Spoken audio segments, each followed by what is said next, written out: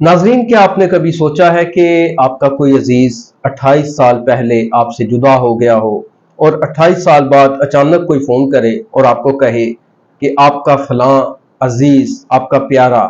जो 28 साल पहले खो गया था, वो जिंदा तो नहीं लेकिन वो वापस आ गया।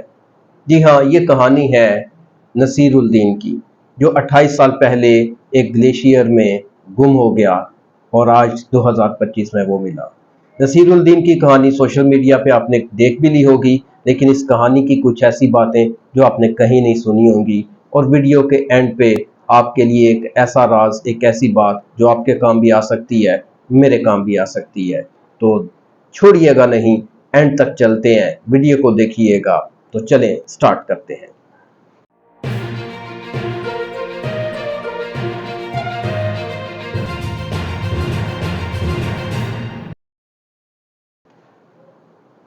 हेलो डियर फ्रेंड्स, मैं हूं शकील अंजुम सावन और आप देख रहे हैं मेरा यूट्यूब चैनल।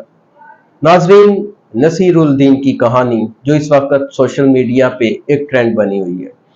ये कहानी क्या है, अगर आपने सुन ली है तो कुछ ऐसी बातें जो आपने कहीं नहीं सुनी होंगी, और अगर नहीं सुनी तो फिर कुछ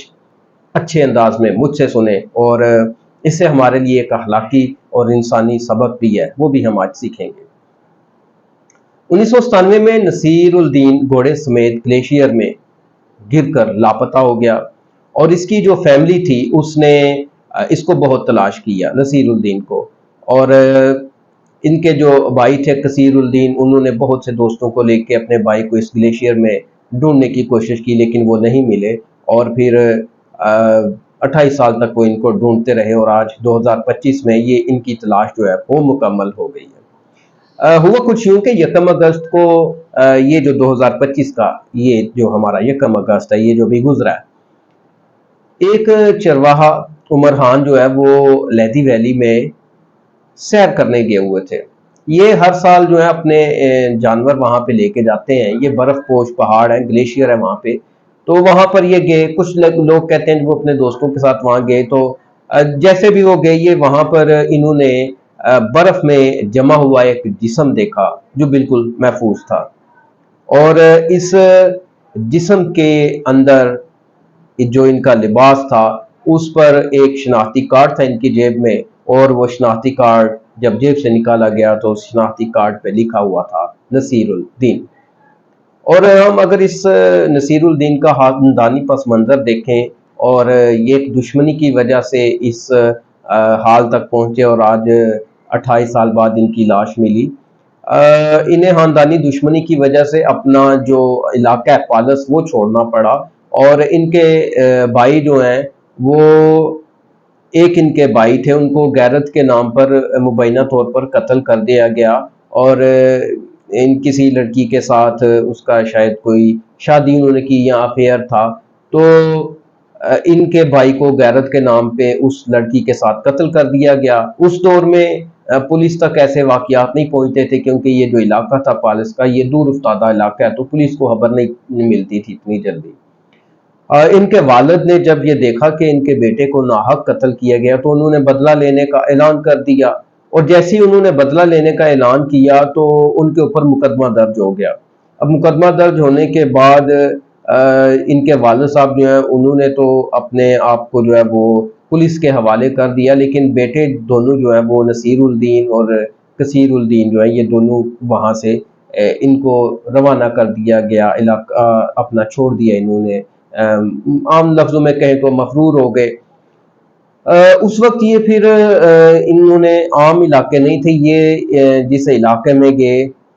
ये वहां पर घोड़े जो है वो बेच के अपना गुजरोकात करते थे। तो स्पैट वैली है, या स्पैट वैली, वहां से ये वापस आ रहे थे, और ये मेन रास्ते से नहीं आते थे क्योंकि दुश्मनी थी, और जान अपनी हर किसी को प्यारी होती है। तो ये मतलब ऐसे गैर रवायती इलाके से आते थे, गैर रवायती रास्तों से आते थे, जो होते तो पुरखतर थे, लेकिन वहां पर यह कि जान बचने के चांसेस होते थे। लेकिन जब ये ग्लेशियर के ऊपर गए जहां से अब इनकी लाश मिली है, तो वहां पर इन्हें फायरिंग की आवाज सुनाई दी। अब इनके जो भाई हैं कसीरुद्दीन, वो बताते हैं कि जब हमने ये आवाज सुनी फायरिंग की, तो हमें ये शुबा हुआ कि हमारे दुश्मनों ने फायरिंग की है। وہ کہ اس بات کی آج تک وہ پھر تصدیق نہیں ہو سکی، انہیں نہیں پتا کہ کنہوں نے یہ فائرنگ کی تھی، لیکن یہ کہ یہ دونوں بھائی جو اپنی جان بچانے کے لیے دوڑے، اور یہ جو نصیر الدین تھے انہیں اس گلیشیئر کے اندر ایک پہاڑ ایک جو غار ملی، انہوں نے گھوڑے سمیت اس کے اندر انٹری دے دی اپنی، اس کے اندر چلے گئے، اور بھائی چونکہ یہ دوسرا بھائی شاید آگے تھا یا پیچھے تھا، انہوں نے جب فائرنگ کی آواز سنی تو وہ اس غار کے اندر چلے گئے، اور اس غار کے اندر جانے کے بعد جب فائرنگ تھمی اور نصیر الدین صاحب جو ہے وہ واپس نہیں آئے، تو پھر جو کثیر الدین ہے انہوں نے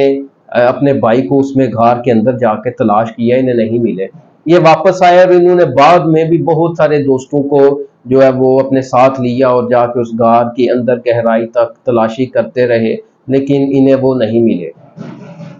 بلاخر پھر یہ کہ ابھی جو ان کی لاش ملی ہے ان کی تصدیق ہو چکی ہے، ڈی این اے ٹیسٹ لیا گیا اور اس کے بعد یہ تصدیق ہوئی ہے ان کی۔ ابھی جو ان کا خاندان ہے، ظاہر ہے اتنے عرصے بعد اگر کوئی پیارا ملے تو وہ بڑا جذباتی ہوتا ہے، اور بڑے جذباتی مناظر دیکھے گئے ہیں، اور اب ہم دیکھیں تو یہ 28 سال بعد جا کے یہ راز کھلا ہے، اور برف نے یہ لاش سنبھال کر رکھی ہوئی تھی۔ ان کی جو تدفین ہوئی ہے ابھی 28 سال کے بعد، ان کا جو علاقہ تھا وہاں پر ان کی دشمنی تھی، ظاہر ہے وہ 28 سال سے خاندانی دشمنی چلتی آ رہی تھی، ابھی یہ وہاں پر ان کا جو بیٹے ہیں، ان کی ایک بیٹی اور بیٹا تھا، تو وہ دن کی روشنی میں نہیں جاتے تھے وہاں پہ، اور جو ایک دنیا کی معروف ویب سائٹ ہے BBC، وہاں پر یہ بات میں نے پڑھی ہے، تو اب وہاں پر جنگ بندی کی گئی، جو علاقے کے معززین تھے وہ بیچ میں پڑے، اور انہوں نے 10 دن کی جنگ بندی کروائی ہے 10 اگست تک، تاکہ نصیر الدین کی جو ان کی ڈیڈ باڈی ہے وہ ان کے آبائی علاقے میں دفنائی جا سکے، اور ان کے بیٹے نے کہا کہ آج پہلی دفعہ میں اپنے باپ کی ڈیڈ باڈی جو ہے وہ اپنے آبائی علاقے میں دن کی روشنی میں لے کے آئے ہوں، ادروائز میں رات کے وقت آتا تھا۔ انہوں نے کہا کہ اس بات پہ تسلی ہے کہ والد صاحب کو اپنے علاقے کی مٹی جو ہے وہ نصیب ہوئی ہے، لیکن یہ ہے کہ ہم اگر اس چیز کو دیکھیں تو برف جو ہے اس نے 28 سال تک ان کی لاش کو سنبھال کر رکھا، اور یہ کہ سچ کبھی نہیں چھپتا، سچ 28 سال بعد بھی سامنے آ جاتا ہے، اور چاہے کتنا بھی وقت گزر جائے، اور ایسا ہی ہمیں اس سٹوری کے اندر دیکھنے کو ملا، اور یہاں پر ہمیں یہ بھی دیکھنے کو ملا کہ کس طرح ہماری خاندانی دشمنیاں اور جو ہم غیرت کے نام پہ قتل کرتے ہیں اس کا خمیازہ کتنی نسلوں کو بھگتنا پڑتا ہے، اور 28 سال بعد بھی ان کی میت کو ان کے اہل خانہ کو دفنانے کے لیے مطلب بہت سارے اقدامات کرنے پڑے، یہ وائرل ہوئی سٹوری، اور اس کے بعد لوگ بیچ میں پڑے اور یہ دفنایا گیا۔ تو کوشش کریں ایسے غصے سے، ایسے عمل سے پرہیز کریں جس سے اس طرح کی دشمنیاں جنم لیتی ہیں۔ امید ہے کہ یہ ویڈیو آپ کو دلچسپ لگی ہوگی۔ کیا آپ نے بھی کبھی کسی گمشدہ کی کہانی سنی جو برسوں بعد اپنے پیاروں کو ملا ہو، جس کی کہانی سامنے آئی ہو؟ اگر یہ ویڈیو اچھی لگی ہے تو اس کو لائک کر دیجئے گا، شیئر کر دیجئے گا، دشمنیوں سے بچنے کا یہ میسج دوسروں تک شیئر کر دیجئے گا۔ نیکسٹ ملوں گا کسی اور اچھے ولاگ کے ساتھ، تب تک میں آپ سے اجازت چاہتا ہوں۔ خدا حافظ۔